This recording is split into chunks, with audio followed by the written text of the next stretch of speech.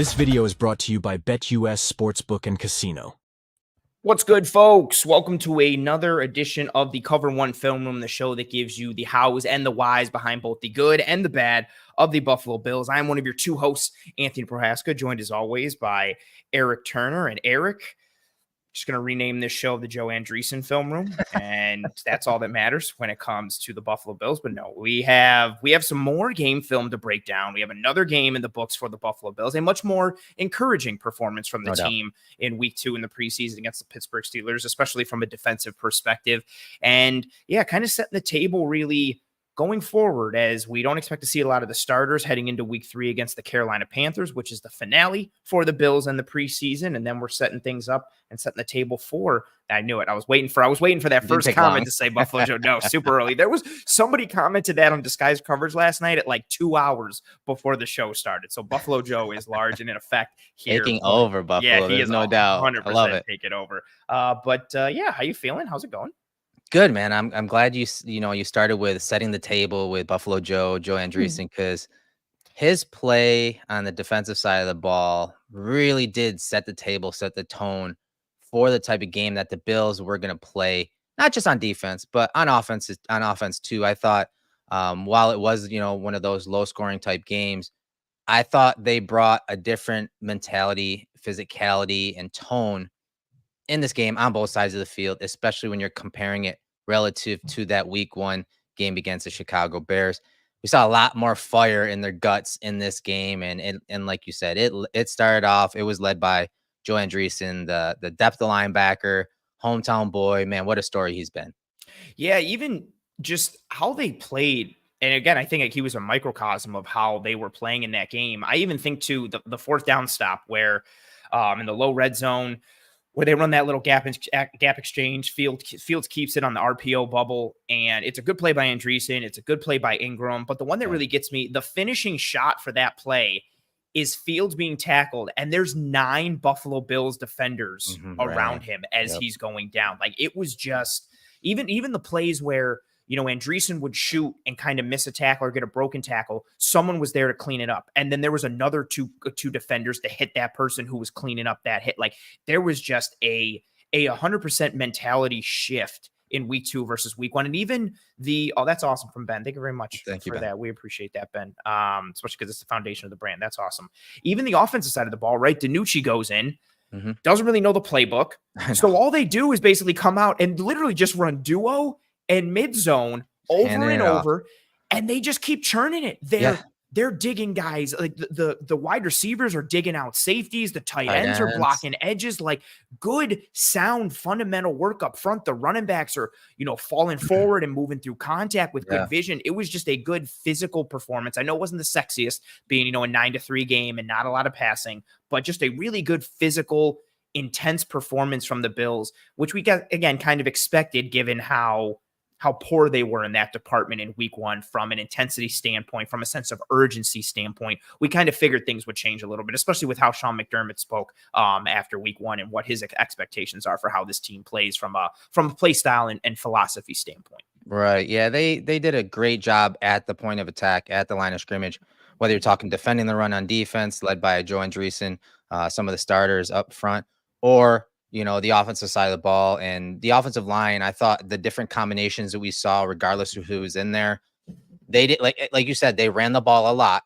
That was a plan, especially once Trubisky kind of got banged up. They had to hand it off a lot, and they only ran a limited set of plays, which we're going to break down some of those.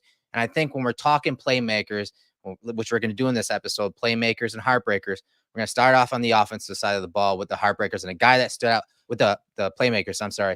We're going to start off with a guy that is, he's fighting for that depth tackle position. That's Ryan Demark, and I'm going to bring up some film for him. But what were some things that maybe stood out to you about his play against the Steelers? He's a guy that's developing really well under Aaron Kromer. You're on mute, buddy. Just terrible start. Terrible. I really had no idea too. I started saying some really great things in that 2-second burst where I was muted. The first thing that stood out for me was him looking functional at both tackle spots. Last year we noted, like, man, he's looking good at left tackle. Because last year it was still very much like, what are you going to get from Spencer Brown? And so with how good he looked at left tackle, it was like, hey, could he maybe threaten at right tackle? And then they put him at right. I was like, no, never mind. That's a pipe dream. He can't function there. He looked good at both tackle spots, which was the first thing that stood out for me, but really was just the push that he got, the leverage and you're seeing in a lot of these clips, his ability to just turn and seal guys, him reading his man in front of him or getting out and crossing face, and able to just wash down the hand placement, the hand usage, especially for a big guy like that. His ability to play lower, play with leverage. What would you just say? Is that an Aaron Cromer reference? It might be. I think he might be a fan of hand usage, maybe once or twice. Hand. Had to drop it. Thank you, Chris Seth, our producer. Got it for us. Here one more time. Hand. I love it. I saw you message Chris about that in our DM, and I was like, in my head, I was like, is he trying to like talk radio, like hot button this thing so he can just hit it and we can I'm gonna wear it out, boy. Yeah, I like that. And it makes sense. It makes sense for Cromer. It applies to Demark here. Yeah, I thought he was technically sound at both spots, and just he is an athletic dude, so it was nice to see him moving, climb into the second level. But for me, it was really the hand usage, specifically the placement, and then his ability to just play with leverage and really seal guys, no matter what kind of scheme they were running, whether it was duo or whether it was zone. Yeah, and speaking of hands, you see him right here.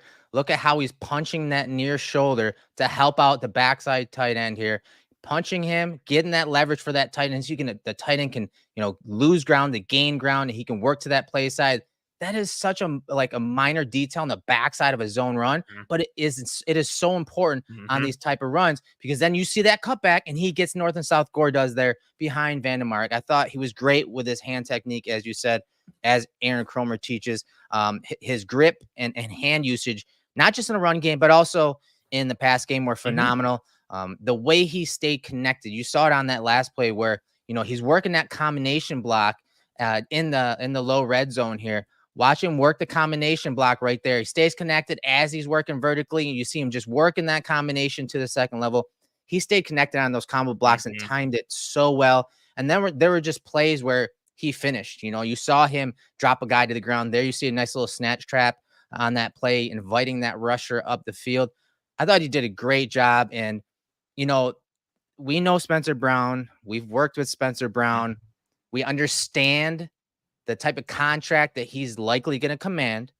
And if the Bills cannot match that, offer him and afford him, it's nice to know that they have been developing guys all across the offensive line, not just a tackle, but that is one thing that Aaron Cromer has brought to this staff. He's almost like a cheat code, because regardless of who you draft or who you sign in free agency, he knows what guys do well and what they don't do well, and he can develop both of those areas. And we're seeing that with Ryan Demark. Yeah, we've talked about it with him when he came back to Buffalo for his second stint here. Just that ability to raise floors and raise ceilings. He's kind of like and this is his position, but what Sean McDermott is to the secondary is what Aaron Cromer is to the offensive line. And I don't think Cromer really gets his due with, there's been a lot of good offensive line coaches over the years, but I feel like there's a lot of praise for, Scarnecchia and Callahan and Paul Alexander and the guys and they 100% deserve their flowers. But Cromer has really just been a really good offensive line coach for his first time in Buffalo, and then with the Rams, and even these pieces that we're talking, a lot of these clips, even if you take it away from the offensive line, his influence on the tight ends, his influence on the wide receivers, we've talked about it so much with how Cooper Kupp progressed as a blocker, Robert Woods, and look at a lot of the fundamentals you see from the wide receivers here. Justin Shorter had a really good block in this game. Tyrell Shavers, the progression for Khalil Shakir last year, and even just Trey McKitty on a lot of these good blocks, functioning really high level. His fundamentals extend beyond the offensive line, and it's just a real strong example of how one guy can elevate a position grouping, but also just a certain aspect of the team with his ability to kind of help this run game get it going. And just in a game like in a game like the one against the Steelers where they could not pass the ball, that was really on display, because you're not just seeing it with the starters, you're seeing it across the first team, the second team, the third team, the fourth team, with those fundamentals as they leaned on the run game. So yeah, really good choice with Demark there. I'm going to stay on the offensive side of the ball. This is someone I know you had as a playmaker as well, and we saw him in a couple of those clips there Ray Davis. Woo. Yeah, good vision, good feet, running through contact. I really think, we were talking about earlier in the week, I really think you could make like the running backs like an entire playmaker thing. Cook had some good runs. Agreed. Gore Yeah, had some that's good fair, man. runs. That's fair. Darrington Evans had some really good He had runs. some really nice runs too. Right. Like it was hard to choose, but watching Davis and just seeing I like some of the pocket hamster comparisons to Doug Martin because of the 22 and the size and frame, but just what he offers and his ability to get downhill. I thought he had really good footwork in this game. Love this tweet from you talking about duo. It's a concept the Bills really leaned into last year, along with that dart concept and all that tackle pull stuff. Duo worked really well for them last year. It's continued to work for them this year. And Ray Davis has seen a lot of success on this concept as the Bills have been able to create that vertical displacement. He gets downhill. He understands how to read that front side backer, stay inside or bounce it. And then you see the power in him running behind his pads with it.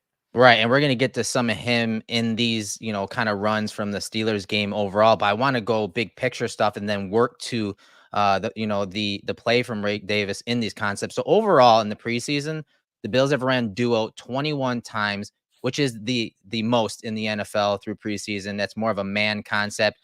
21 times for 116 yards. 116 yards is tops in the NFL. So they average 5.5 yards per rush, which is number 1 in the NFL in this concept.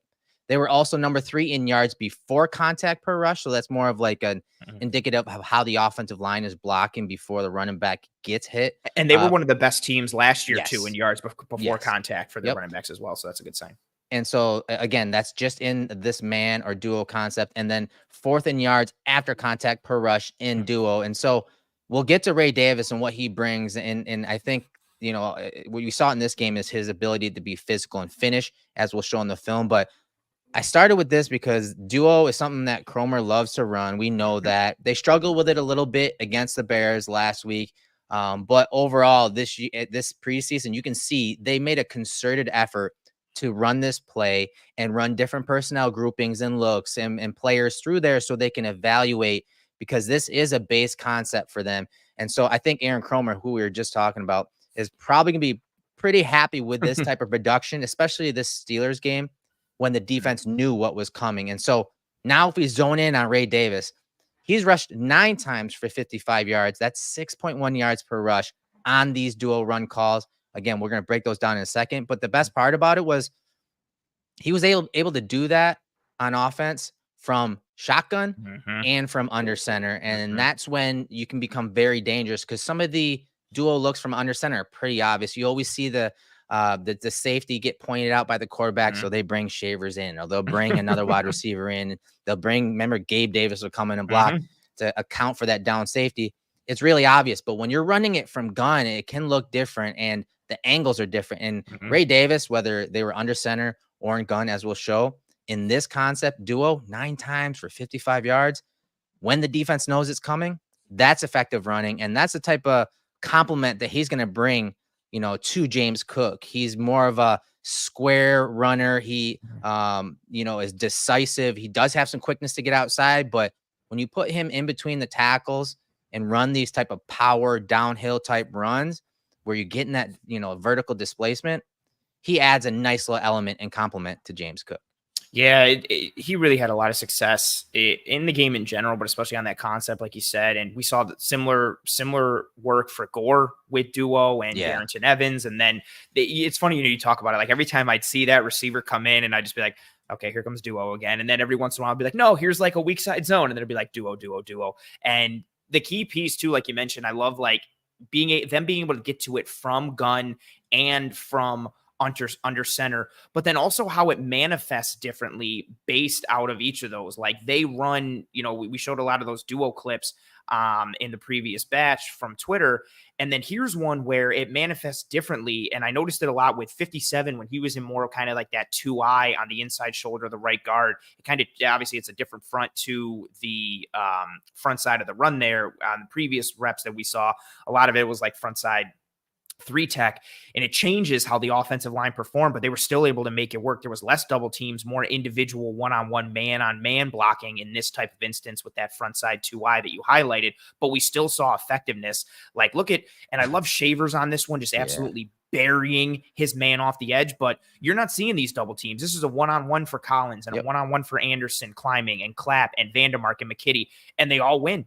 And they all seal and wash their guys down. Davis bounces it, makes a guy miss, and then draws a penalty on the out of bounds. And we always talk about duo is really set up to get the running back one-on-one with a defensive back, a corner out wide here. And I will say, could Davis have kept this up inside? Probably. But this block by Shavers, I'm sure the way that, I'm sure the way this guy was crashing hard, he thought, much like last week against the Bears, Davis probably thought that, hey, I might need to bounce this because it's going to be muddied up inside. But Shavers just wipes that guy out. But I just wanted to show just that quickness and that ability to change the timing and the pace right here, and then have the burst, have that explosiveness to get outside to make this a positive play when there are a ton of guys in the box. They know the run's coming. And again, coming from the shotgun, not necessarily with the quarterback under center. Here's another one, shotgun. Here comes Shavers again. Different angle and just a different pace and setup here from Davis. I love his timing in this game was so much better, and decisiveness were so much better in this game than versus the Bears. And this is another one. It looks like he's going to bounce it upside, and he's setting up this guy right here, but he's also setting up this block right there. And then you see him cut right up inside, get north and south.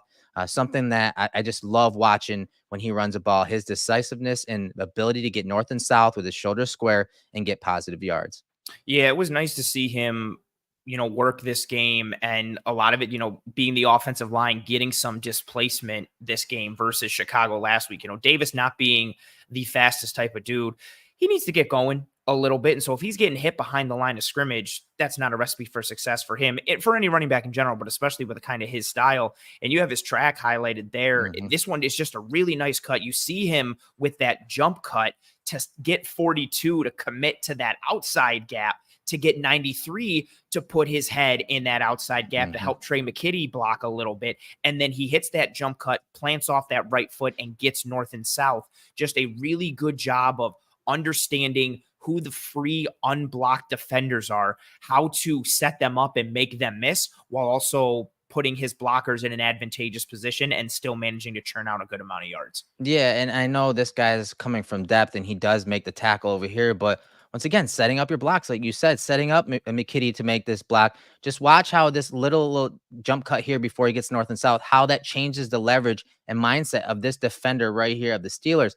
It totally makes him look outside, peek outside, take outside leverage, and now he's got the block, he's got the lane to get north and south, and he's getting several yards past the line of scrimmage. Just great stuff. Here's another one, from shotgun, and again, duo, and just watch, first of all, watch the blocking up front by the offensive line. I like Andreesson right here, how he climbs to the next level. You'll see Vandermark wash his guy out of the play. But again, that vision, look, he's just taking the ball. He's reading, his eyes are up. He's reading the defenders and their leverage, and he sets that guy up right there to get picked up by Andreesson. This is a very good little run stunt, run blitz here by the linebacker. Could easily blow up the vision of the running back, but Davis, he remains calm and poised, and he's able to make that cut, get north and south with quick footwork to get positive yards. Yeah, a lot of offensive line friendly runs from Ray Davis, using his blocks well, but also setting up defenders to kind of play them into the block or to put them in a more disadvantageous position and set up his offensive lineman for success. And again, this is going to be a core concept for this team. Out of gun and from under center. Maybe you could merge the two and run it out of pistol. Evergreen comment. There it is again. We're going to try one of these days. One of these days it'll happen, and we could just point to it. 30 years from now, we'll be able to come back to this episode and all these tweets for the past several years. But yeah, it was just a really nice thing to see. And again, huge point that you mentioned. The Steelers knew that it was coming, right? The Bills aren't getting into all these diverse run looks as the game was going on. They were pretty much just running duo and mid zone over and over, rotating sides. And like you said, you kind of see when duo was coming, and the Steelers still didn't have an answer for it because of Ray Davis and the running backs executing soundly, but also too because of the offensive line playing with a good mentality and good technique and physicality up front to really make this work for the entirety of the game. Right. And the last run here is under center. But again, you're getting duo call. So the blocking's a lot different. This one's great because he hits the backside gap on Yes. this. Oof. Again, you're usually working front side to the strength of the formation, as you'll see from the other end zone angle. You're usually trying to work to the tight end side of the formation, but you'll see him cut it back here with all this congestion on the left side of the screen. This is just great patience and vision from Davis here. You see him cut right up inside, but instead of going right here and getting tackled, he takes it back another gap and works the backside, essentially the backside B and C gap Mm. goes to the right side of Andresson right here and shows off again that explosiveness, that burst right here, and then staying square, making guys miss, stacking moves on top of each other, and just making guys slipping off of him. He's so quick and slippery. And he gets what 19 yards on this play off a Yeah. dual run, this time from under center.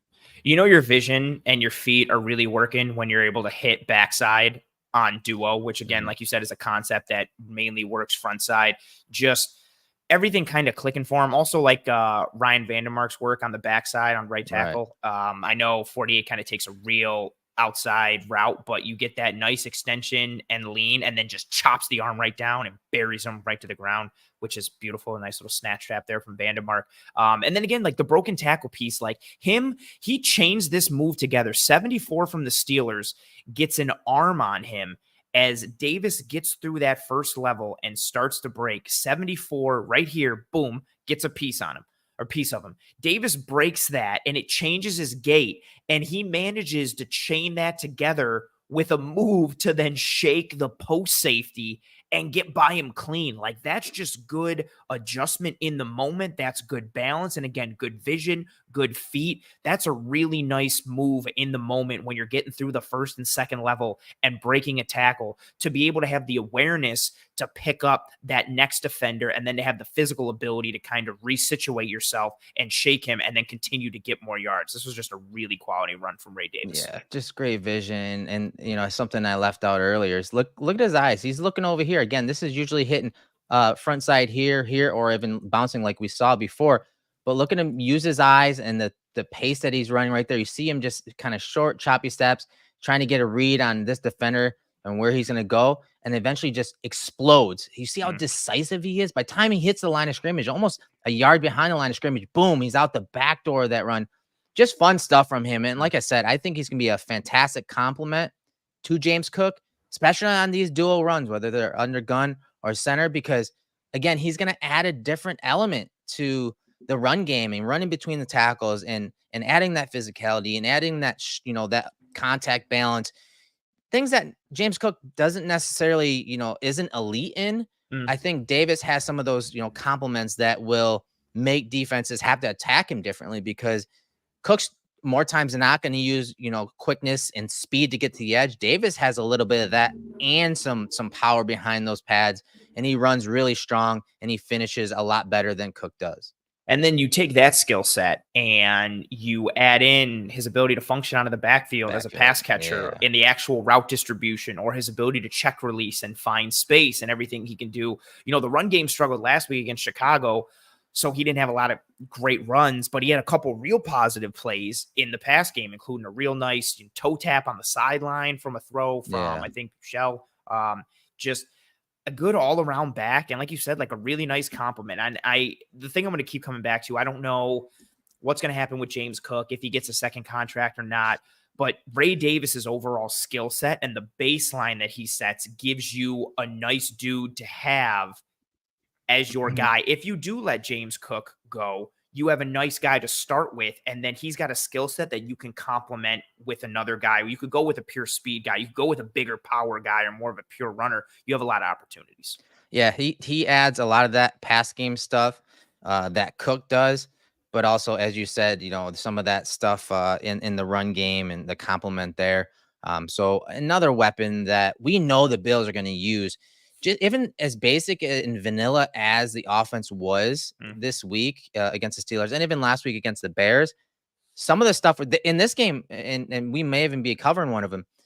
Even in this game, you see they were running mesh with the running back out of the backfield. And yes, then he was yes. That's a new wrinkle that, hey, you're still running that man cover beater, but instead of having 2 crossing drags run that rub, you're having the rub with a running back coming from that A gap if no one shows as a Ty blitzer. Johnson. Ty Johnson was the one who did. And then Coleman was coming across. So Brady's got some things up his sleeve. We haven't seen much of it, but there are little tweaks right there that show you that, hey, when man coverage is shown, they're going to try to get the ball to Ray Davis. They're going to try to get the ball to James Cook in these situations. And our buddy Joe here says that the field vision of Ray Davis paired with his elusiveness through contact are going to be so useful paired with Cook. I agree, man. Medium, short distance downs now have another option to call upon more consistently. Yes, you're going to have more options because of the traits and skills that, Ray Davis and even James Cook bring to the table.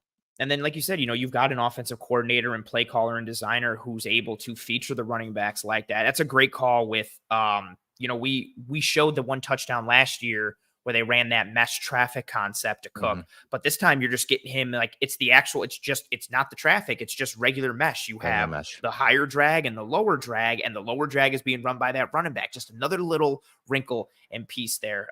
So yeah, major shout out to Brady for that little wrinkle and shout out to Ray Davis. And I feel like everything, from a playmaker standpoint on the offensive side of the ball really was run game related. So, talking about Ryan Vandermark, Ray Davis, really, like we said, pretty much every running back. Ty Johnson didn't get a lot of touches, but Gore looked good. Evans looked good. Cook looked good. And then someone we talked about briefly, we don't have to get into it, but we showed him a couple of those clips. And again, it's run game related. I thought Tyrell Shavers, in a game where MVS hurt his neck, we don't kind of know what his status is going to be. We're trying to figure out who's wide receiver 5 or 6. How many are they keeping? Watching Shavers get in there and bang against safeties and insert and pick up guys and show good physicality in that run game as a blocker while also, being functional on special teams. I thought he kind of made a nice case for himself in a game where passing was very limited. So there was limited opportunities for a wide receiver to kind of stand out in this game. But I thought he was able to stand out because of the blocks on several of those runs that we showed and his special teams work as well. So shout out to Tyrell Shavers trying to do anything and everything. And he stood out all camp too, right? He's done a great job. He's gotten a lot of praise. He's moved up the depth chart. And now if you're talking MVS and his injury, a torn ligament in his neck, where it prevents certain movement in his neck, I mean, that really just helps a guy like Shavers. And again, with the special teams angle, and then you see him digging out safeties and edge pplayers and force players in the run game. Like coaches love. I bet you, they probably showed that block where he wiped that DB out, in front of the entire team. He's really put on some nice film. I'd like to see a little more in the passing game, but those are the little things that coaches love, especially when you're talking to a guy who's a fringe roster type player that is really just earning every rep. He's put in the time the last few years for the Bills. And so with an injury to MVS, I mean, that just helps Shavers' chances to make this roster. Yeah, and Curtis Samuel's got, a turf toe, so it looks like he'll be good to go, for week 1. But we'll just kind of see what happens with the moving and shaking in the receiver group. So shout out to Shavers for kind of doing anything and everything he can to try and make this squad. And, you mentioned earning opportunities and earning reps and making the most of what you got. Man, if only the Bills had a guy on the defensive side who did something like that in this game against the Steelers, that would probably be something to kind of talk about if they did have a guy like that. Yeah, I mean, Joe Andresson, we led at the top of the show, man. He kind of set the tone for the Bills game against the Steelers. He really took the fight to the Steelers offense, whether we're talking the run game or in some of the pass game. His technique, man, that was awesome to see. His hand placement, the way he attacked blocks, his knockback ability, which we're going to break down here in a second. His angles to the ball, whether it's a running back or Justin Fields scrambling out of the pocket, he's totally under control in every aspect of his game. And even on a couple, like you said, a couple of those missed tackles, which I think he had 2 charted against him, he still made the play cut back or made that running back cut back into the thick of the defense. So I was impressed with him. He did his 111th and more. And that's why he is definitely a playmaker from this game against the Steelers. Absolutely. Tons of really good reps against the run, good processing, quick trigger, shooting gaps, making plays on the ball, the ability to, like you said, knock back offensive linemen, extend, shed, a couple good coverage reps. But I still think there's, you want to see more of that in terms of actual matching instead of just spot drop stuff and scanning.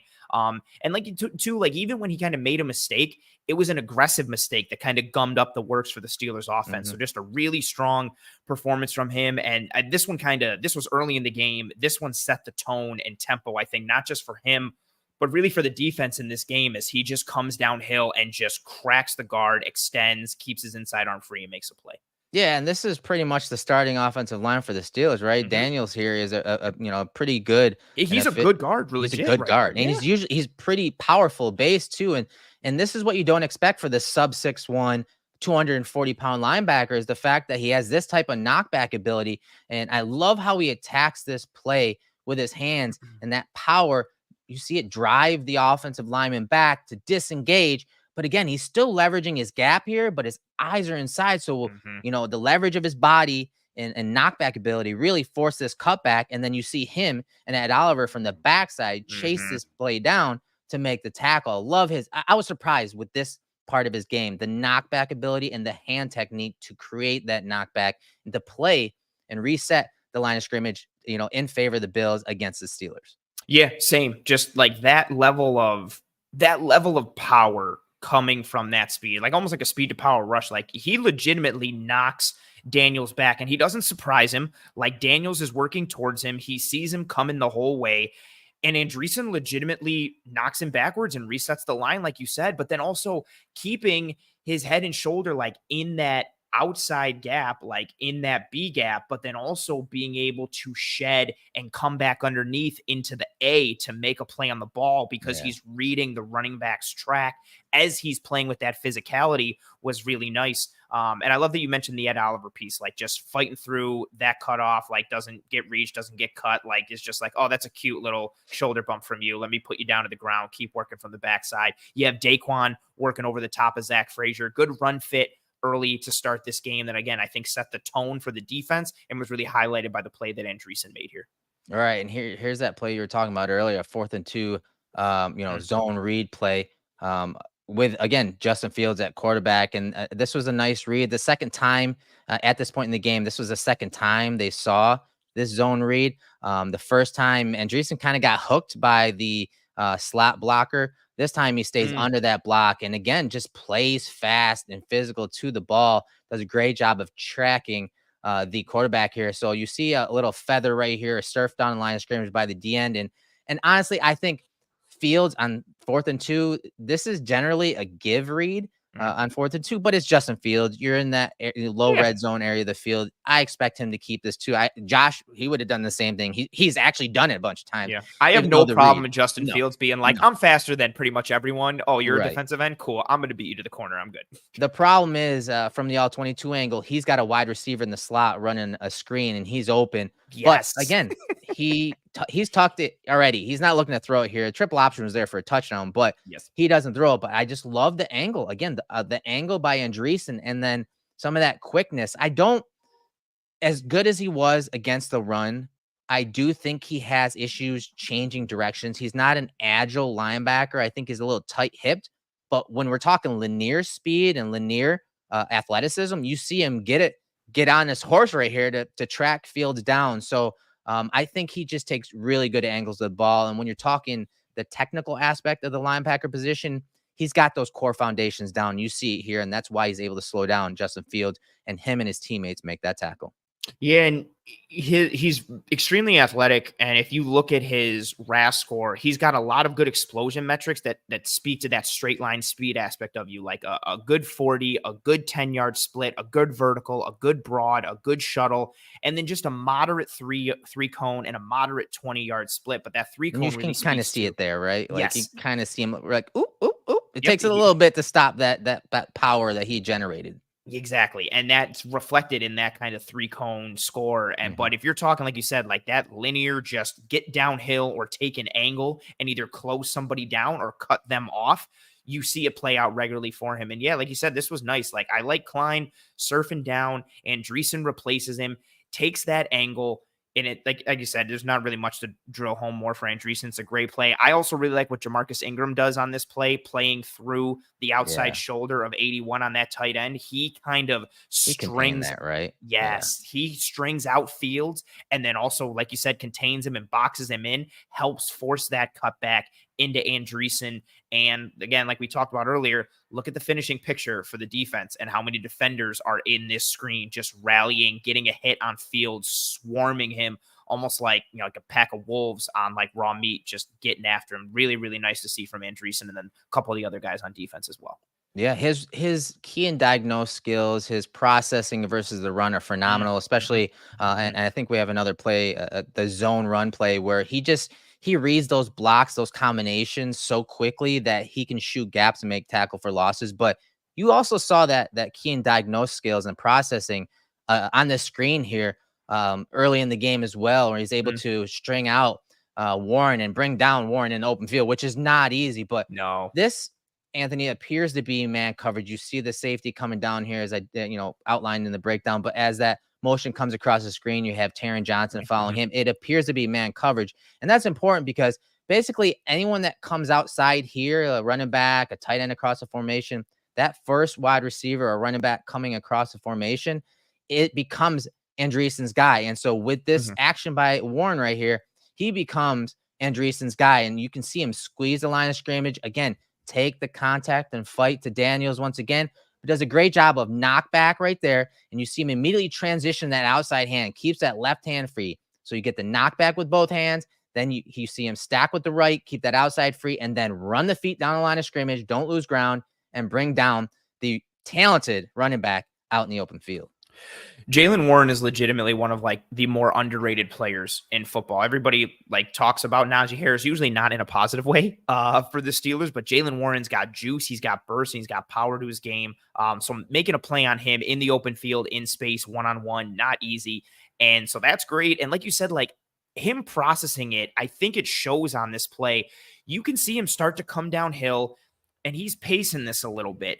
And then he can see how Daniels releases. He's also seeing the running back, and then you see him start to close, and then he gets into Daniels, knocks him back, and then, like you said, is able to kind of play that inside, keep his outside arm heavy, flow over the top. Again, just basically making a one-man play against a screen that really was kind of blocked well. I know Warren had the opportunity to maybe he cuts back inside or something like that, but I thought this was a good play from Andreesson. Again, diagnosing in terms of processing accurately and efficiently, and then triggering and making play again on a good offensive lineman, and then making play on a good running back out in space one-on-one. And that's a good forceful tackle. It's not like, oh, he got into him and rode him out of bounds. Like he buried him in the open field.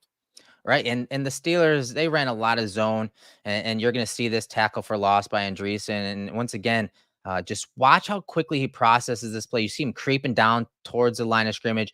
And as soon as Frazier snaps it and he's working this combination block with the backside guard, and you can see Frazier's helmet and eyes are looking right at Andreesson because he's got to go get him. But because of how close Andreesson is and because of how quickly he diagnosed this play, it makes this block by Frazier, who's going to be a stud in this league at center, makes this block that much more difficult. And you see the rip through right there by Andreesson, and he just goes and gets the ball.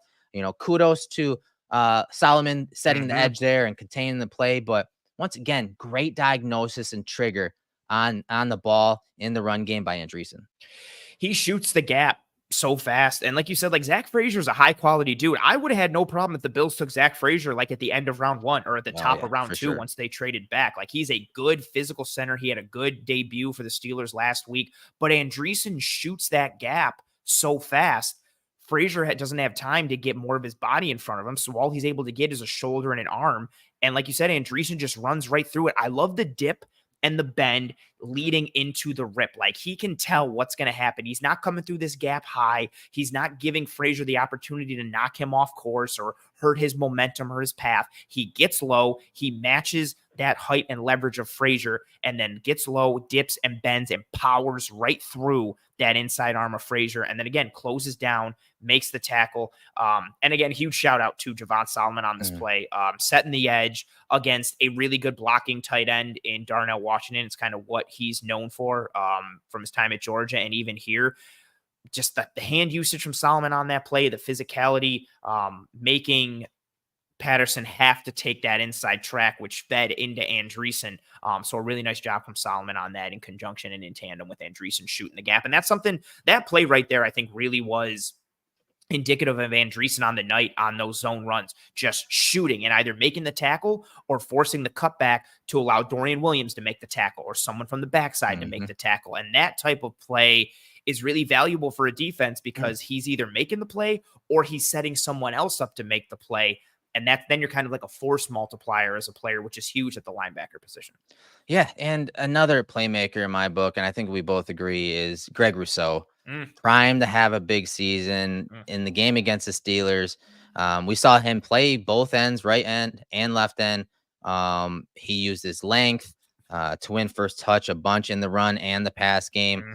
But more so, we saw kind of where he hangs his hat, that speed to power, his ability to sense, offensive tackle kind of oversetting, and he's able to get under the pads of the blockers and just really just manhandle the right tackle for the Steelers. I almost don't want to name him, but he really did flash as a pass rusher, on top of course, we know he's a great edge setter and run stopper, but I think he was a playmaker, man. What are your overall thoughts on Rousseau in this game and his season ahead of him?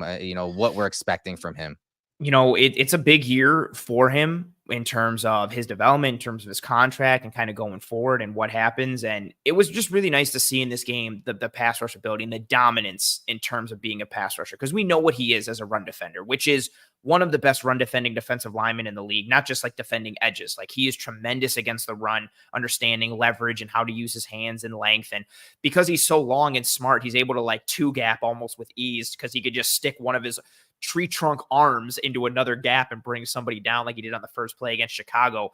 But seeing the dominance that he had this week against, we won't name him, but against the right tackle, who he had two really good sacks against, seeing the hand technique and the usage that he paired with his length, with his power. Erik, we had him on the show, and I'm not saying this because we had him on the show. He's extremely smart. Like, everything he was talking about with us was hand placement and pad level. And I'm trying to put my hand on this specific spot on a tackle or on a man when I'm doing this, because it plays the leverage like this and allows me to do that. He's a very heady, high football IQ guy. And we saw it in this game, in addition to just, again, being an absolute force from a physicality perspective.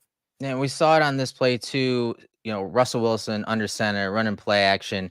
And the length of Rousseau, he's at right defensive end here up against a tight end, and Washington does actually a pretty good job of understanding who he's up against, right? And Rousseau, and understanding that he likes to use his length and win first touch. So he immediately tries chopping down the hands of Rousseau, and that gets Rousseau into the body of Washington. But that obviously, now he's at an advantage. He's able to get into him and just drive him back. And then right there, you see the length and how important that is to Rousseau. But more importantly, I want to talk about Rousseau's ability to process run to pass on play action. The Bills see a lot of play action because they're an up the field type defense and attacking defense.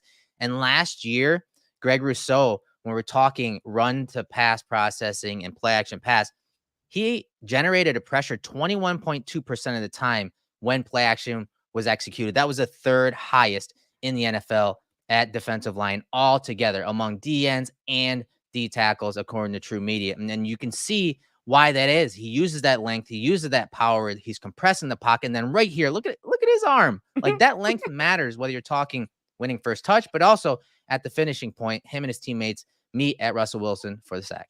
Yeah, it allows him to kind of reach around guys and get to the QB to try and get a hand on the ball or a hand on the arm, or stick his arm across, a gap and make a play on a running back, or in this instance, kind of help bring a quarterback down.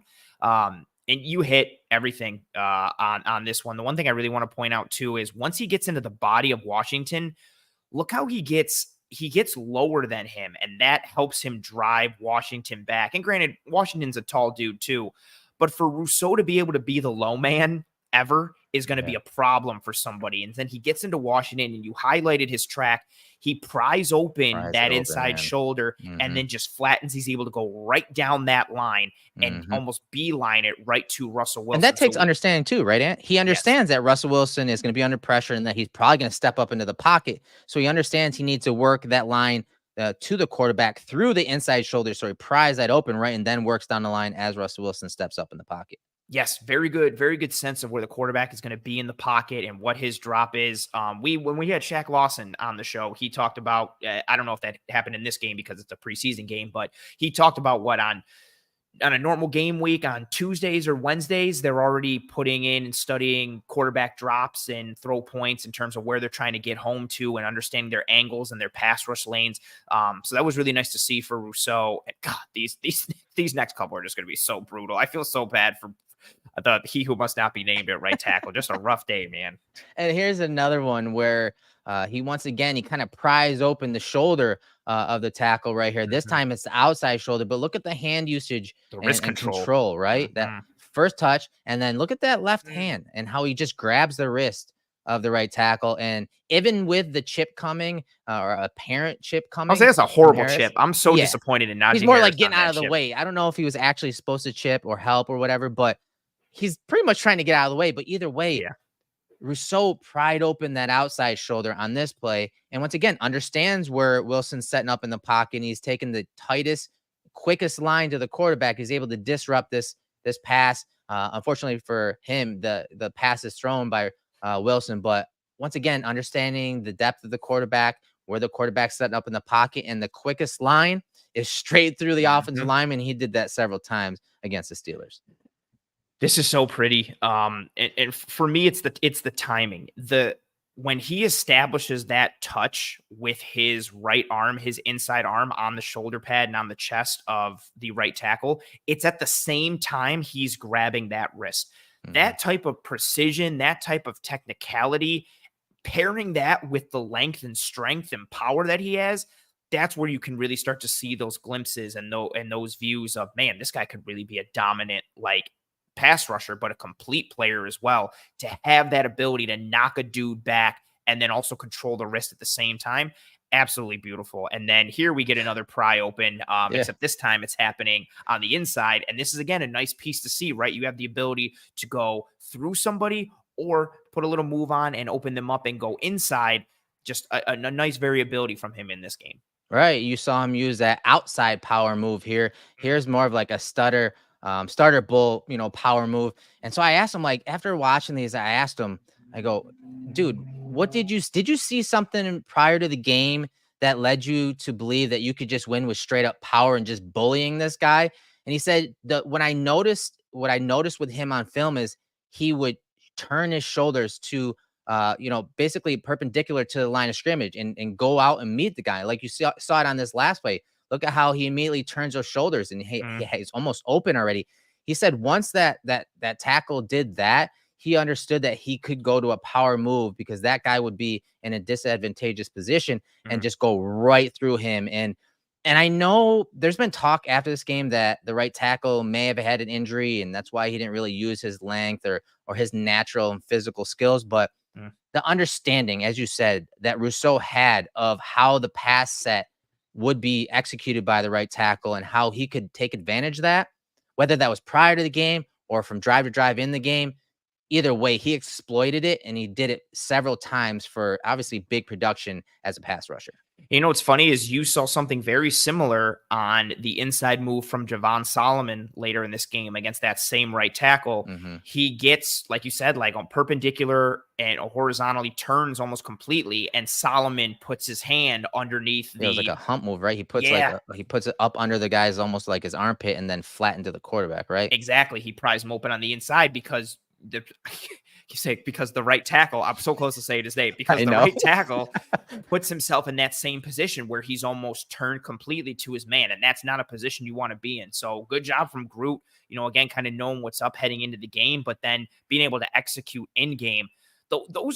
These are dominant reps, like these two right here against this right tackle, like the ability to just throw. He throws 77 off his feet. Like 77 is airborne. Both feet are off the ground when he chucks him. Like that's not an easy thing to do, to chuck a dude like that in the NFL, to chuck a grown man offensive lineman and get him off his feet like that. And so just really nice to see, really encouraging performance from him again in a season where I think there are some questions of, where does the top end pass rush production come from the edge grouping for this offensive line? Like, is it Von Miller kind of coming back to form a little bit? Is it AJ Epenesa building on the efficiency of last year? Or is it Greg Rousseau kind of taking that next step and putting everything from a pass rush standpoint together with his run defense and becoming more of a complete edge that the Bills envisioned him being when they took him in round one several years ago? So really encouraging performance to see from him. And it's nice to talk about the playmakers. But like we say in the intro, we talk about the good and the bad and the hows and the whys. So Erik, we have to pivot a little bit now and talk about some heartbreakers. And should we start with the one on the defensive line at that same position, seeing as how I saw Pop's comment from earlier. Did Epenesa have any good plays? And I was just like, oh man, like Pops, this hurts us. It does. AJ Epenesa being a heartbreaker in this game. He's somebody who we had tabbed as kind of an under the radar guy coming into this year because of the year he had last year from a technique standpoint and efficiency standpoint. And Erik, it's almost like ironically comical how much we talked about, like, well, he's going to get more volume this year and more snap shares. So obviously those efficiency numbers are going to drop a little bit, but how much will they drop will be interesting to see. Yeah. And they've dropped completely. They don't exist. Exactly. They don't exist. We'll say it. Like, we'll just lead off with that. You know, he had, and I'm talking from a pass rush standpoint, 17 pass rush snaps, 0 productivity rating, according to PFF. In 2 games. Now, we've seen flashes against the run. We saw him set the edge a couple decent times against the Bears. But as a pass rusher, we're not seeing him threaten or win up the field. He's not threatening that outside hip of tackles so far through 2 games. We haven't seen any of those like wow reps from him when you're talking about him as a pass rusher. And really the thing that stands up is it appears that he doesn't quite have the explosiveness or burst or first step off the line of scrimmage that we have seen in prior years. And so, again, I don't know if that's just a preseason thing or he's not really showing anything, because it doesn't look like he has quite, a plan going into it, let alone a counter. And so it's been a lackluster pass rush from AJ Epenesa. And like you said, relative to the expectations we had for him, because we did an episode where he was one of the guys that we expected, like you said, with his reps to go up. We expected his productivity to still be there. And especially when you're talking, Von Miller, and how we expect maybe to, see Von Miller be more of that closer, more of that pass rush guy on pass rush downs. Epenesa, we assumed, would probably get some more early down reps, first and second down reps. Which, you got to defend the run, so you have to process that as well. And sometimes that can slow down a pass rusher, and something we're going to talk about here in a minute.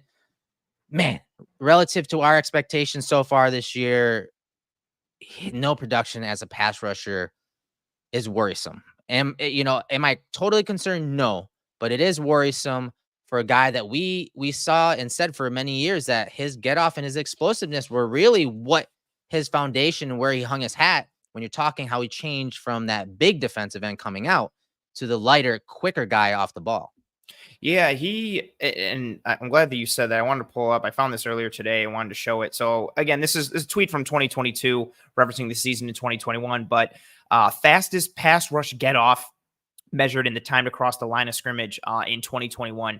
AJ Epenesa was the fastest, ahead of Myles Garrett, Derek Barnett, Trey Hendrickson, Bryce Huff, like really good edge rushers, guys known for their juice coming off the edge. And he continued to play this way after the 2021 season, 2022, and last year as well. Like, his get off was a huge calling card for him. And last year he started to pair it with better hand usage and more plan. And he averaged last year a pressure every 7.5 pass rush snaps.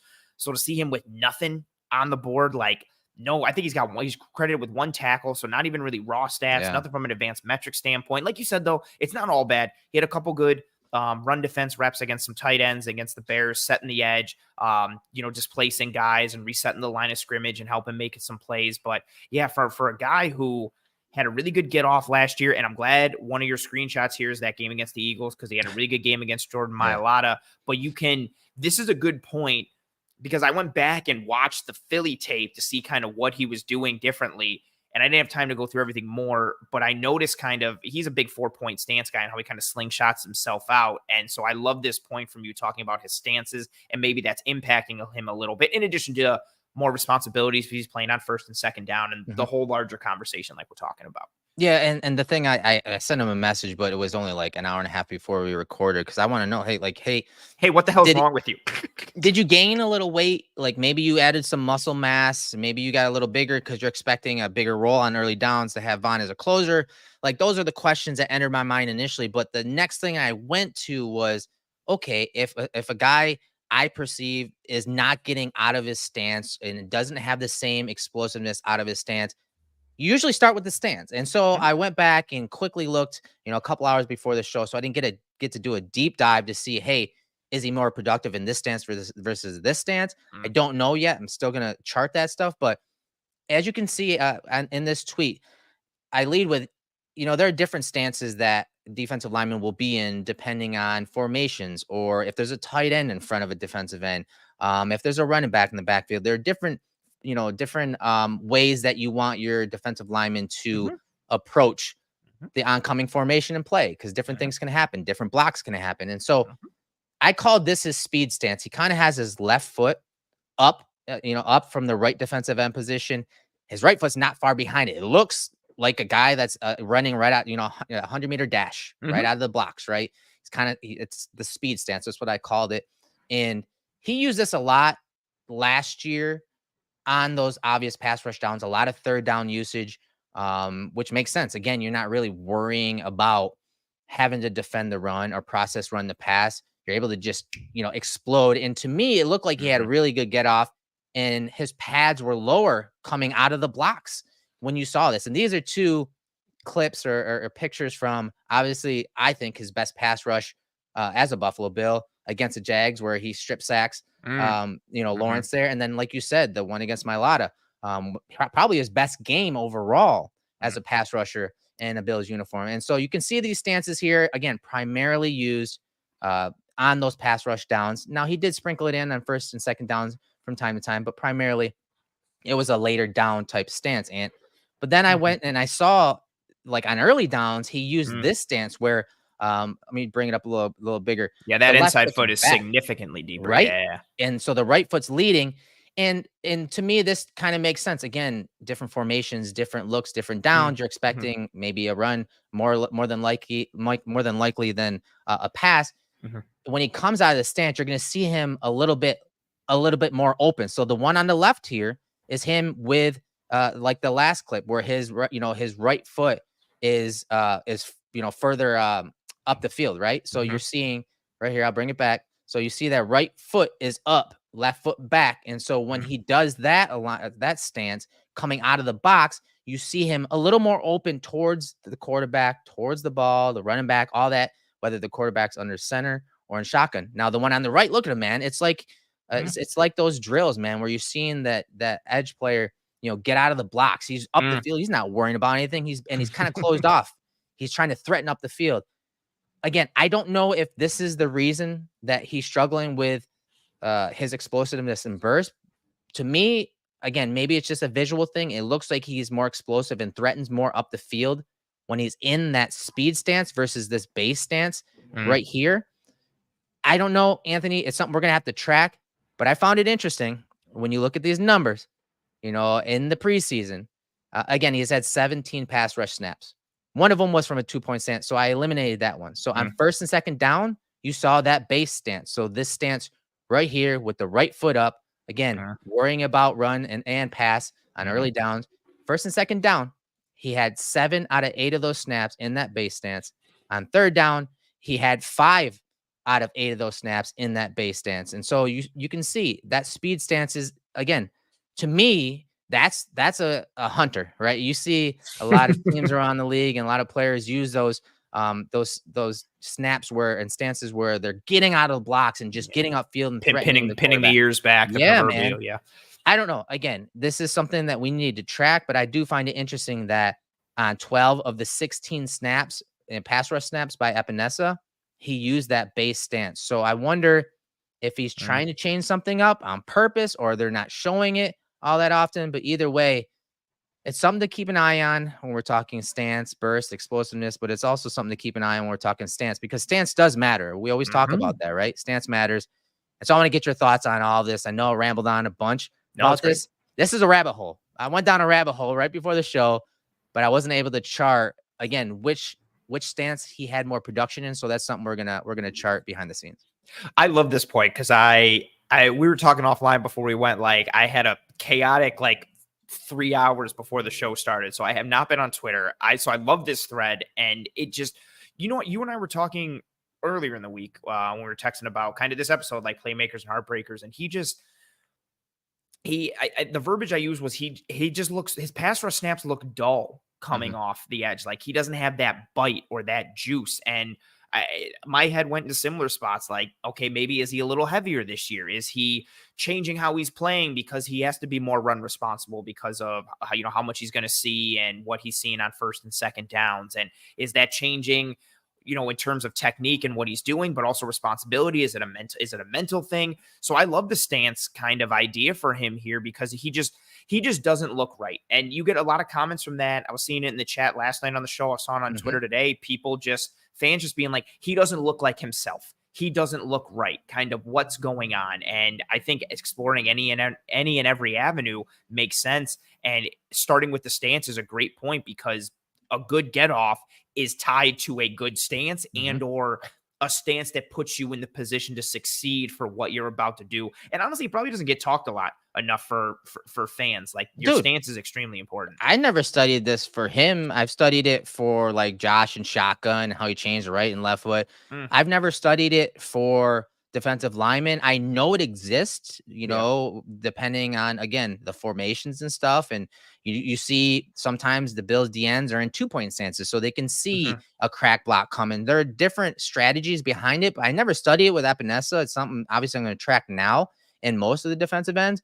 But here he's got that base stance. Again, I don't know if this is his favorable stance, his most comfortable stance, but what I want you to pay attention to is his get off. I mean, the burst that is there. You see him threaten upfield, and he wins that half man relationship, forces this guy to open those shoulders perpendicular to the line of scrimmage, and he's able to win that half man and circle rush back to Baker Mayfield. So you see that explosiveness off the ball, that snap timing off the ball, but then you watch him here, and it's like, okay, he's in that base stance again, that right foot's up, and then it's just lackluster, man. It's lackluster, and he's going against Dan Moore, who is very, very powerful hands and a punch, one and two-handed punches, but you can see it just, he's not getting up the field. He's barely threatening Dan Moore out wide and that outside hip. And again, the plan's not there, and he's just eliminated as a pass rusher.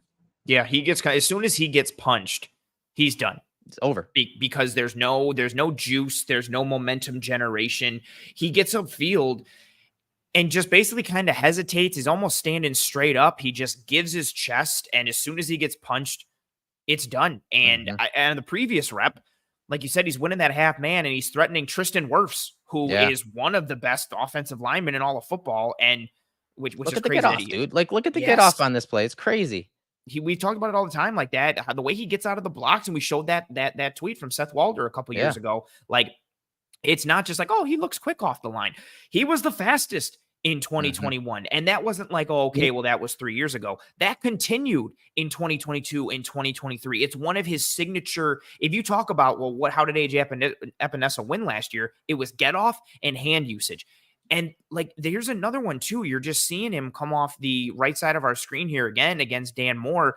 And you don't see that juice. You don't see that bite. You see, it's almost like and I don't want to use this phrasing because I think it implies a lack of effort, but almost like he's just going through the motions as opposed to trying to really attack and make a play. Right. And the funny thing about you mentioning 2021 and being, near the tops, at the top when it comes to that burst and get off time, the first snap that I saw him go from this base stance, again, the right foot forward, to that speed stance where the left foot is forward and it's a slight stagger, again, so he can get up the field and out of the blocks. The first time I saw that was in 2022. And since then, we haven't seen any numbers when it comes to that same stat that Seth shared. We haven't seen Epenesa in those numbers at all. And so, again, I don't know if it's tied to this. I'm not saying it is, but I think this is where you start the study on his get off, and maybe he's lost some, or again, maybe the responsibility to change from 2022 on. But I think it's definitely tied to that because stance is an important thing. I talked about it with Dwayne Carter when we're at the Senior Bowl and how important the stance is, but you're just not seeing that burst in explosiveness. So we're trying to find out reasons for that. Maybe one of the beat reporters will get a chance to ask that, whether it's the weight, the stance thing, because when you look back at like this play against the Jags, again, this isn't a base stance, but you can see hunting. He's hunting. That left foot's forward. You got the slight stagger. And look how he's just like, it's like he's coiled up. He's just coiled up. Like a cobra. Yeah, man. And he's look at him, how he threatens up the field and immediately wins that half-man relationship. And the guy can barely get his hands on him. It's cat-like quick, right? You see him get up the field, and then again, his best pass rush. I mean, we've broken this play down many times, but you can see the difference in the burst. Here's the one you're talking about at the beginning. Again, against Mailata. Look at him up the field.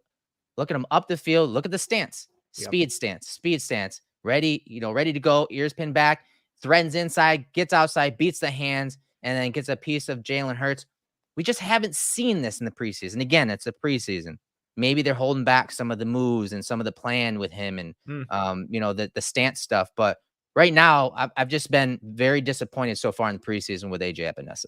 Yeah, same. And it legitimately is heartbreaking because it's a guy who we tabbed in terms of being an under the radar guy. And you show those clips, the one against Jacksonville and the one against Philly from last year. He's attacking those tackles. He is taking the fight to them. He is attacking their leverage. He is attacking their stance and then pairing it with the hand usage there. You can see the sense of urgency that he's operating with. And I was kind of thinking in my head too, okay, it's the preseason. Maybe he is holding back a little bit, but then I see, and not that Groot was pulling out like crazy moves out of the bag, but I just saw how he was operating in this game against the Steelers and the sense of urgency the defense was playing it with in general. And so he was winning with his trademark with where he hangs his hat, right? With power. And we're not seeing that burst, as we said. And we're also not seeing that long arm that we typically would see from him. Yeah. But so again, same stance here, right, Ant? Like the speed stance. And just watch again, it just out of the gates, man. I'm not seeing the same type of explosiveness here. And this, in my opinion, is probably his best rep because you can kind of see him win almost a half-man relationship here. And then he goes to power and compresses the pocket. This is pretty much his best rep as a pass rusher from the preseason. But out of the gates, it's just not the same. It's not the same speed. Here he is off the left side of the screen again. Like, look how far out he is and how much time Dan Moore, the left tackle, has to get out there and make this, a wide 9 alignment. And essentially by getting out here quickly, it's almost a 5 technique. And now it's a one-on-one battle. That speed should be threatening up the field. And we just haven't seen it from Epenesa this preseason. And then look, once Moore gets out there and hits him with that first punch with his inside hand, it sets Epenesa, it makes him bubble and round things out further, delaying his track to the quarterback. And there's just no, okay, cool. Let me swipe these hands. If I'm going for the swipe, let me pair it with this. Like he's getting controlled. And then even he goes with that long arm. Yeah. Like we talk about, but there's no, it's almost like it's like a reaction and to kind of save himself than it is part of the plan and trying to use it to do something. He doesn't even lean into it fully. He starts and then again, he's right back upright as he's trying to read the quarterback and you're just not seeing push. You're not really seeing drive. You're not seeing that attack like we saw last year. And this is great, pairing these two side by side. Like look at the timing difference of where he's allowing that left tackle from Jacksonville to basically, like you said, not really get hands on him as he flashes that arm and dips and turns the corner versus number 70 for the Bears, who's able to get out there, get both hands on Epenesa and then stalemate him and kind of make him work a lot harder than he is against Jacksonville. Yeah, he needs that burst, man. He needs that explosiveness off the ball to threaten up the field. That really set up his game. Once he lost that weight, it became his trademark. And so, if he's not able to threaten up the field, it's really he's gonna struggle to set up the inside move and getting back inside. And as you saw with Groot and kind of setting up that tight line back inside and flattening to the quarterback. And so, I tried putting these side by side as best I could just to give you guys an idea, coming out of the gates and what it looks like side by side. Same stance, that speed stance, and just how much quicker Epenesa looks off the line and how much, further downfield he can get. And by the hands of that offensive lineman, he's able to flatten the quarterback in the Jags game. And obviously he goes to power against the Bears. So I got I one, thought, one more on yeah, that go one ahead. real quick. If you notice too on that one, if you can bring that back up Yeah, I'm gonna bring again, it the back one up. against Jacksonville, he looked that talking about that coil perspective, like his butt is more in the air, like Mhm, he's more compressed, like you said, that coil aspect mhm. versus what he is against Chicago, which is a little more like downward lean, but it's just all one plane. You don't see that he's kind of coiled up. That's a great term for it, like he is against Jacksonville, and that coil allows him to spring forward and burst forward. Like so even though the feet are the same, I think like where his back is and where his butt is and kind of how he's compressed against Jacksonville and how that lets him explode more. I don't know if that's the sole reason or how much of a component it is, but he just looks different in that regard, which is significantly contributing to it. Yeah, again, it's subtle, but I do think that he's lacking that explosiveness off the ball and that snap timing and some of those plays in the Steelers. Go back, guys. Go back and watch it because you'll see him. He's not anticipating the snap Nope. as well as he was last year, as recent as last year. And so all that plays into it, the stance, the snap timing, the explosiveness or lack thereof. It's all connected. And so again, when we have these theories and hypotheses, we want to put it to the test. And it started with for me, it started with the stance, as it typically does. And so I want you guys to watch it from here on out the rest of the season. First and second down, look at the stance. Is he in the speed stance with that left foot up, or is he in that base stance with the right foot up so he can keep his body open a little more to worry about the run, to worry about draws, play action, run the pass? It does make a difference. That little stance difference makes a difference. And so far, he hasn't shown the speed stance all that much. Again, 12 out of 16 snaps in the preseason as a pass rusher have been with that base stance. So again, if he's going to be playing those early downs more, as we assume, and Von Miller is that pass rushing element on third down and those obvious pass rush downs, is he going to be in that base stance more? And if he is, how does that affect his production, good or bad, as we track throughout the season? And even if he's coming out of that stance and playing, against the run more, you still want to see more compression and Yeah. or penetration or the ability to just kind of gum up the works a little bit. The way you you cannot come out of your stance and get punched once and get put upright because you get punched once and stalemated from a punch. Like it's understandable. Okay, sometimes you're gonna lose first touch, or sometimes the tackle is going to get really good hand placement on you, but just to get stalemated to that degree and not be able to chain it together with something else or have a counter or have a transition to another move, it's frustrating and again disappointing I think for Bills fans in general, but especially for us because we tabbed him for having a good year. He's making us look pretty foolish right now. But again, preseason, we'll see what happens going forward in terms of kind of what maybe he course corrects and what he does, or if it is for, a larger purpose in terms of the overall aspect of his game and being more of an edge too and seeing more early down work. Sticking on that trend of heartbreakers, Erik, similar to what we had in week 1 against the Steelers. Yeah. Quarterback play. The quarterback play for me is even more frustrating because there is so much moving and shaking that can happen at the receiver position, but it's hard to evaluate that and watch it because, well, in the Steelers game, you're just not seeing any passes, but then you're also not seeing good quarterback play attached to it. And I don't want to harp too much on Trubisky or give DiNucci a pass, but I don't really want to include DiNucci in the poor QB play conversation. He just got in the friggin' building. Dude, he's excused. Dude doesn't know what he's doing. I even want to shout out Mitch for getting his knee banged up, but still managing to make a couple good throws after. Yeah, for sure. So shout out to him, but it's definitely been a disappointing aspect in these first 2 games. And obviously that includes the Steelers game, not just because of the position in and of itself, but because of the domino effect in a negative way that it has for the pass catchers and the offense when you are trying to evaluate these other position groups that are somewhat dependent upon the quarterback play. Right. And even before Trubisky's injury, he's looked rough. We talked about it last week. Mechanics, he's kind of all over the place when you're trying to set up in the pocket. He gets kind of happy feet in the pocket. Sometimes he leaves the pocket. He's had several turnover, worthy type plays, including a turnover in this game, overthrowing Quentin Morris. But he's looked bad even before the injury. And I will say, like, when he scrambled and he took that hit on his knee, and it caused him to tear his MCL. It's a grade 3 tear. I expect him, just from talking to people, I expect him to miss multiple months, 2 to 3 months.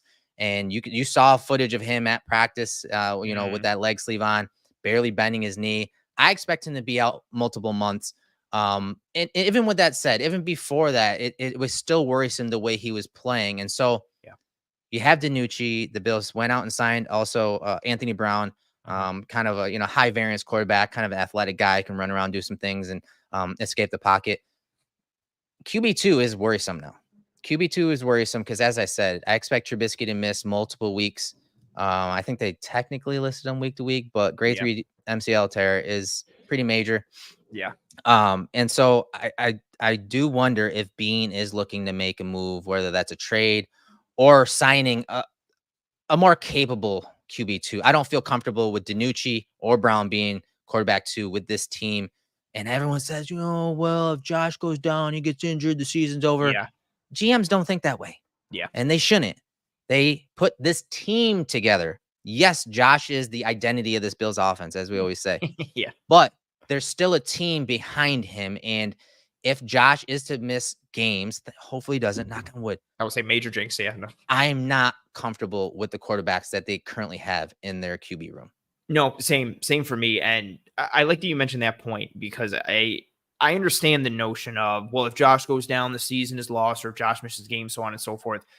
The rest of the players aren't going to want to think that way. The team isn't thinking that way. If Josh goes down in week 8, the team isn't like, well, let's just pack it in and not show up anymore and be done. Like, you need, and no team is sitting in a spot where, oh, who cares if our starter goes down because our backup is so-and-so. We're great.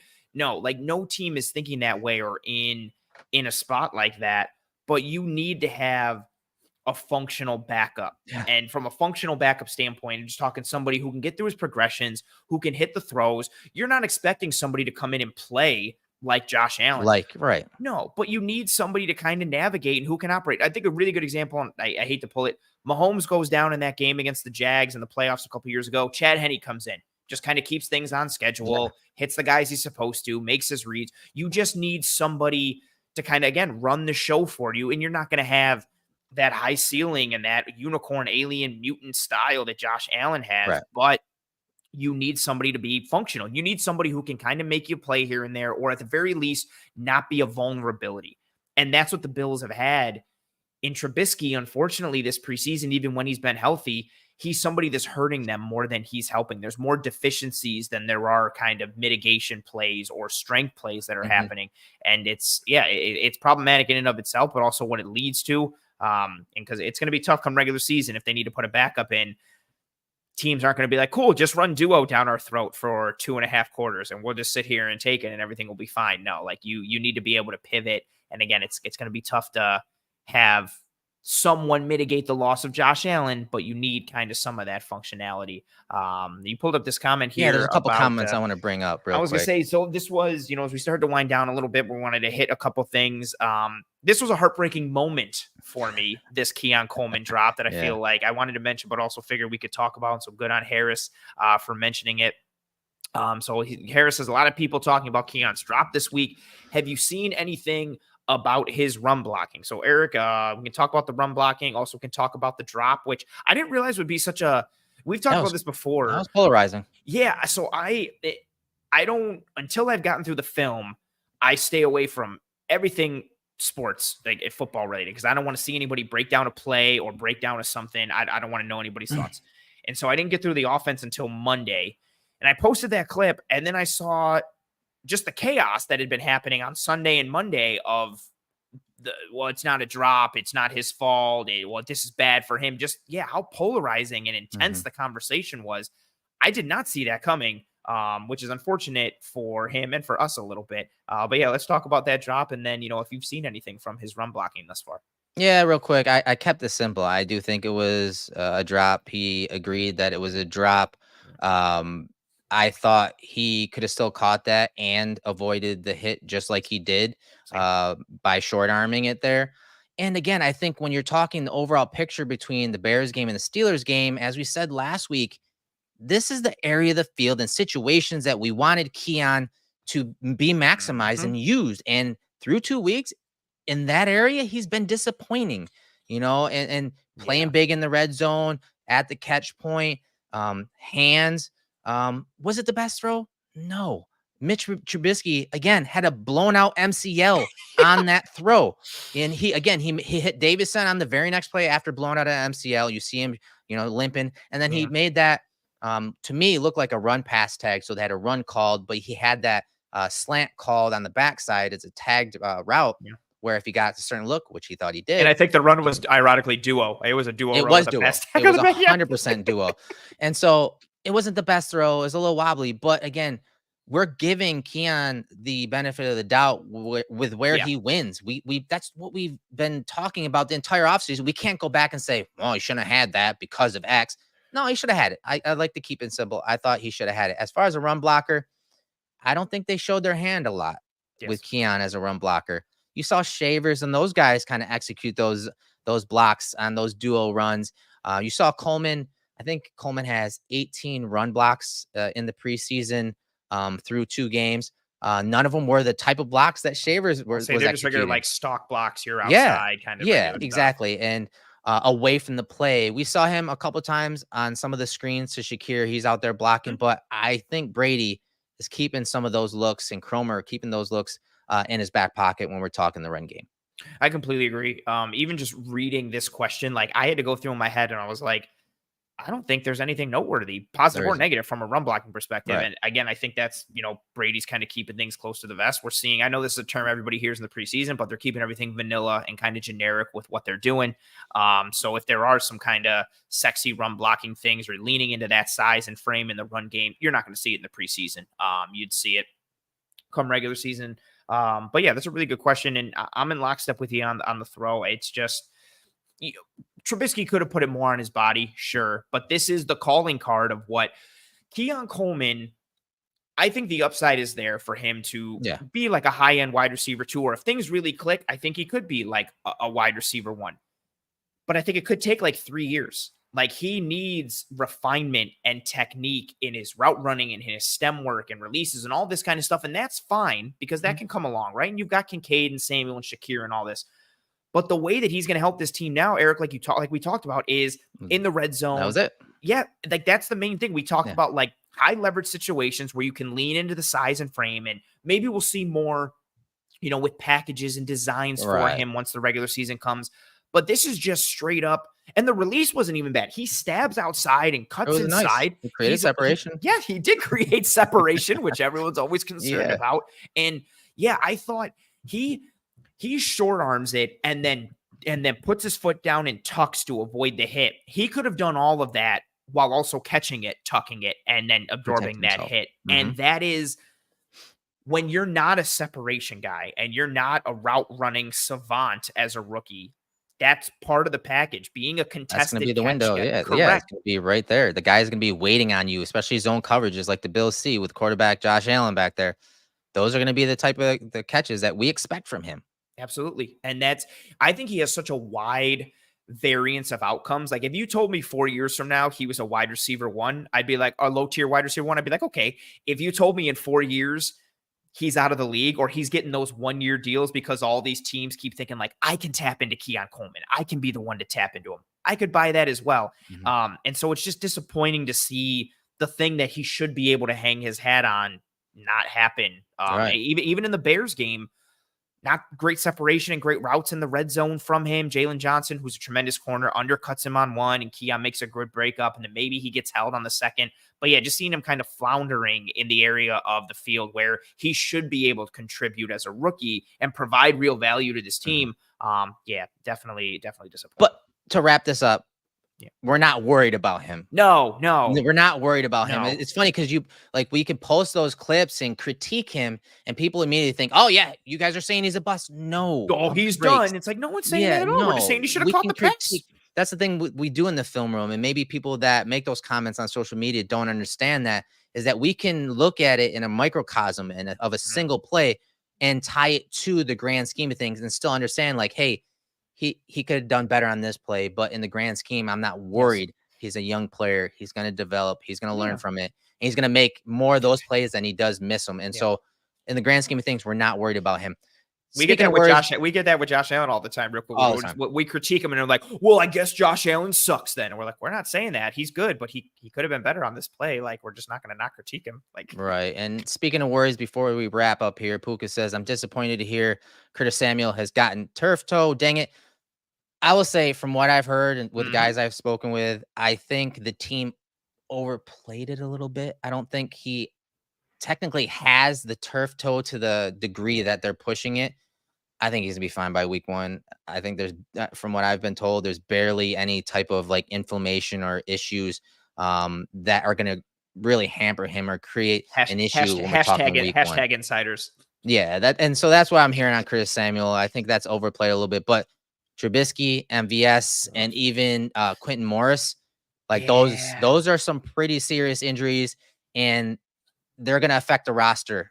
QB2, tight end 3, wide receiver in Scantling that was supposed to become a big vertical threat and was just getting going with Josh. He's probably going to miss multiple weeks. So those 3 injuries are more major than the Curtis Samuel win. I think Samuel, Austin Johnson, Javon Solomon, they're on the lower end. They should be fine by week 1. And so those type of guys, they should be good to go week 1 when they open up against Arizona. The QB2 one is obviously concerning. The MBS one, I think, is concerning because it kind of throws that position group into flux in terms of the bottom end, like where they already going to keep 6 or 5. And if he's out, okay, there's not really 2 other receivers to keep. So who you keeping and how? The tight end one is really interesting for me because Quentin Morris, I think, is a sneaky, pretty good all-around tight end 3. He and can has block. Developed well, right? Yes. Guy who's a former receiver and he has become a tight end. He flashes in the pass game. He was open in week 1 against the Bears. Should have had a touchdown from Trubisky. Sorry to pile on you, Mitch, which I know you're watching the show. But he's developed into a good all-around tight end. He can function in the pass game and he can function in the run game as a blocker.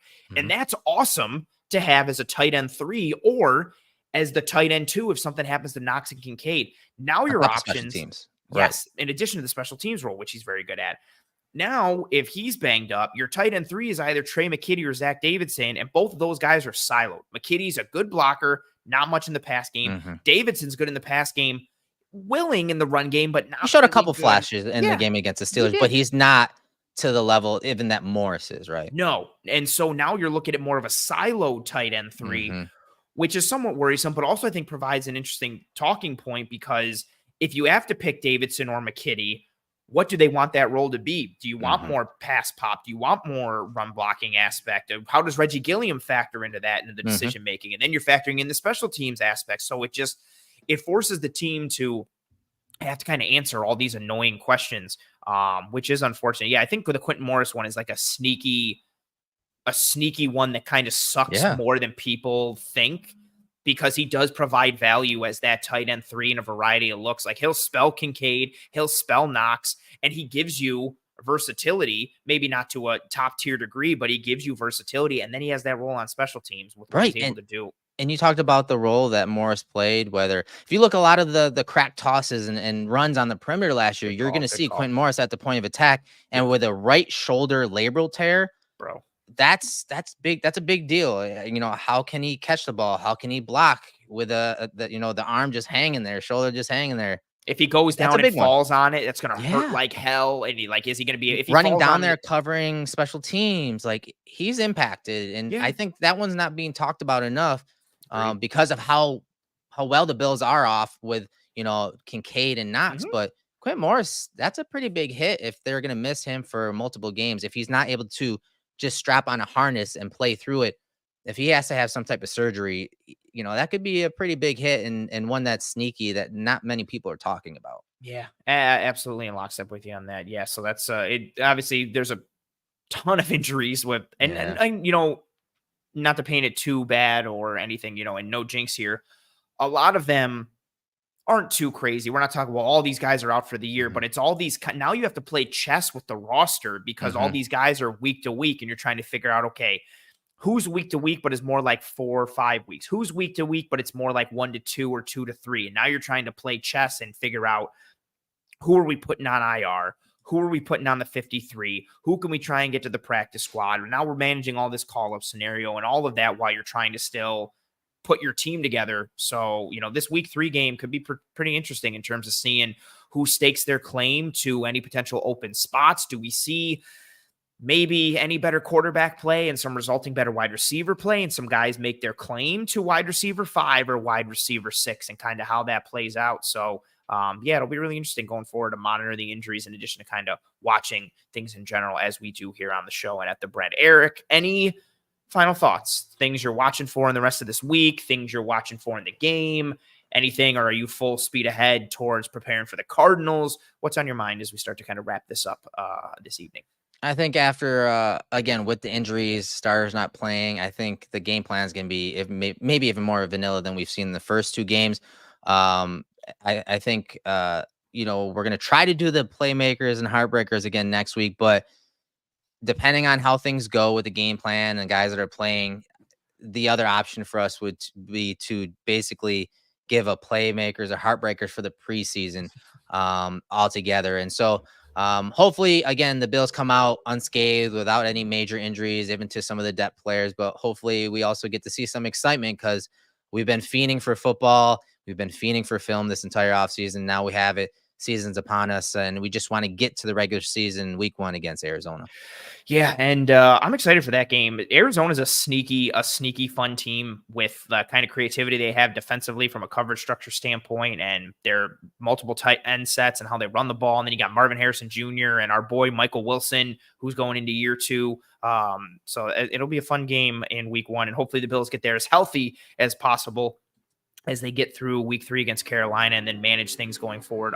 For those who don't know, roster cut down day is Tuesday, the 27th. So next Tuesday, the Bills will have to get down to their final 53. But usually you start seeing moving and shaking happening like the day after that last preseason game. So we'll see what the Bills do with their own roster, but also what do the Bills do in terms of kind of scouring the waiver wire a little bit and seeing who's getting cut from other teams? Who can they bring in? Is that how they find, their QB2 for the year? Do they make a trade to lock up a QB2 somehow? So it'll be pretty interesting to kind of see what we have going forward the rest of this week into week 3 of the preseason against the Carolina Panthers, and then time off until the Bills open in week 1 against the Carolina Cardinals. That has a good ring to it, but that's not an actual thing. But that'll do it for us here in this episode of the Film Room. Major thank you, as always. We don't shout him out enough. Mr. Chris Seth, our producer behind the scenes, who handles a ton of what you see in this show from a production standpoint, does an absolutely tremendous job. So major thank you starting to Chris Seth for helping us get through this show and be able to prepare and do all the things in terms of creation and all of it. So major thank you to Chris. Thank you to everybody who joined us here in the live chat in this episode. We graciously, that could kind of work. I shouldn't have stopped. I should have kept going with it. We greatly appreciate you folks tuning in on a Wednesday here at 5 p.m. Eastern, joining us for the show. If you have not already, please, and thank you, drop a like on this video. Likes are the lifebloods of these streams.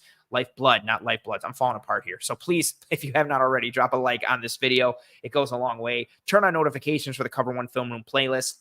Subscribe to the Cover One channel. Once we're here in season like we are now, we have you covered pretty much every single day of the week with Buffalo Bills content in varying forms and fashions, depending on whatever your poison is that you are trying to pick. If you are not watching live, that's cool too. Thank you very much for your post-live view, listen, download. If you're on the audio platforms, please rate and review and subscribe. Either way, tell your family and friends and loved ones about this show, about the brand. Word of mouth is tremendously appreciated from us here at Cover One and from myself and Erik here at the Film Room. But that'll do it for us here in this edition of the Cover One Film Room. So for myself, Anthony Prohaska, for Erik Turner, for Chris Seth behind the scenes, that'll do it for us here. We hope you and your family and friends and loved ones are all doing well and staying safe. Be kind to one another. Take care of one another. We'll see you next Wednesday for another edition of the Cover One Film Room. And until then, Godspeed. And as always, go Bills.